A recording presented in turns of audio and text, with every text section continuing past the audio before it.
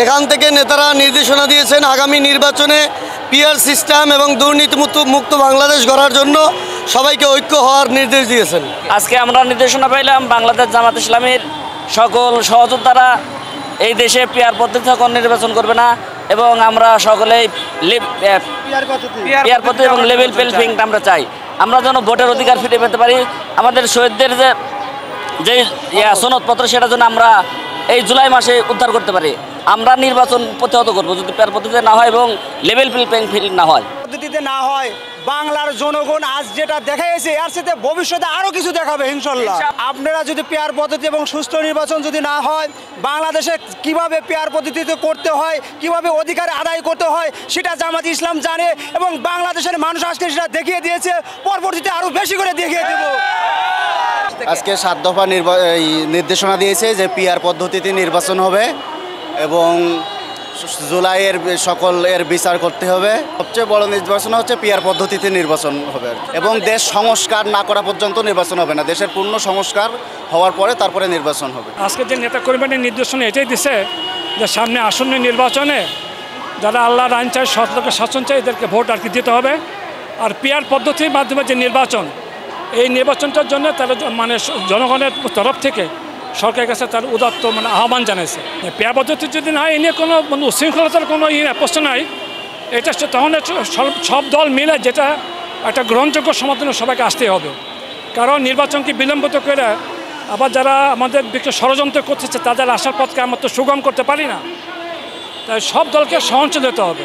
নির্বাচন বিলম্বিত করতেছে অনেক দলই, একটা দল চাচ্ছে যেমন পিআর পদ্ধতির জন্য না হয়।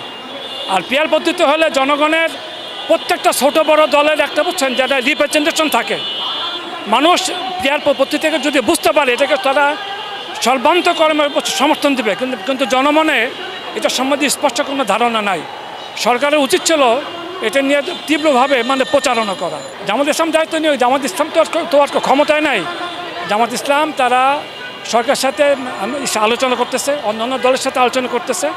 সেখান থেকে সর্বদলীয়ভাবে যে সিদ্ধান্ত হবে সেটাকে জামাত স্বাগত জানাবো। সংখ্যাগরিষ্ঠতাও যদি হয় কোনো দল, যে কোনো দলই, আমি প্রথম 5 বছর সর্বদলীয় সরকার গঠন করার জন্য অনুরোধ করব।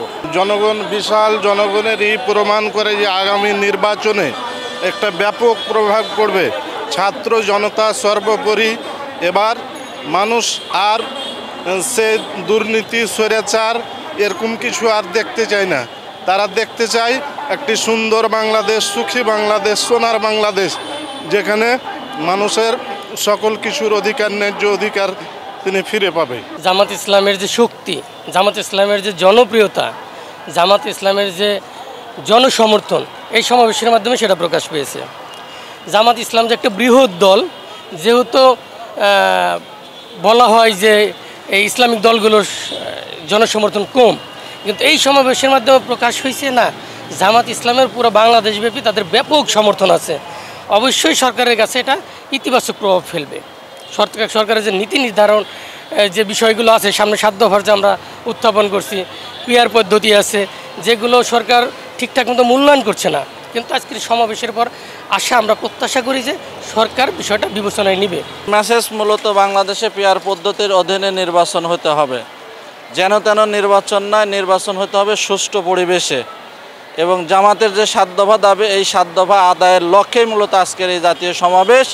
এবং এই সমাবেশের মাধ্যম দিয়ে ঘোষণা একটাই, 7 দফা পূর্ণ না হলে এই দেশে কোনো সুষ্ঠু নির্বাচন হবে না। বাংলাদেশের জনগণ এই নির্বাচন চায় না, আমরাও চাই না। গুরুত্বপূর্ণ কথা হলো আমাদের 7 দফা দাবি আদায় করতে হবে। আমাদের পিআর পদ্ধতিতে, আসলে পিআর পদ্ধতিতে নির্বাচন হইতে হবে। পিআর পদ্ধতিতে আর জুলাই আন্দোলনে যারা শহীদ হয়েছে তাদের সনদ দিতে হবে এবং যারা আহত হয়েছে তাদেরকে সনদ দিতে, আর যারা শহীদ হয়েছে তাদের স্বীকৃতি দিতে হবে। বাংলাদেশ জামাত ইসলামের সম্মানিত আমির যে 7 দফা দিয়েছেন, ওই 7 দফা নিয়েই আমরা যাইতেছি। আমাদের কোনো বেশি দফা নাই। এই 7 দফা বাস্তবায়ন করবে এই সরকার, আমরা নির্বাচনে যাবো। কোনো আর আমাদের আর কিছু ছাওয়া পাওয়া নাই আছে। প্রথম হইল এই জালিম সরকার 17 বছর আমাদের বাংলাদেশ জামাত ইসলামের নেতার হইতে কর্মী পর্যন্ত যা নির্যাতন, অত্যাচার, জুলুম করছে, এইটার বিচার প্রথম অবস্থায় এদের বিচার করতে হবে। এবং সংস্কার করতে হবে, সংস্কারের পরেই নির্বাচন, তারপরে পিয়ার পদ্ধতি। এরপরে হইলো বাইরে প্রায় 1 কোটি লোক আছে বাংলাদেশি, এদের নির্বাচনের ব্যবস্থা করতে হবে, এদের ভোটের ব্যবস্থা করতে হবে।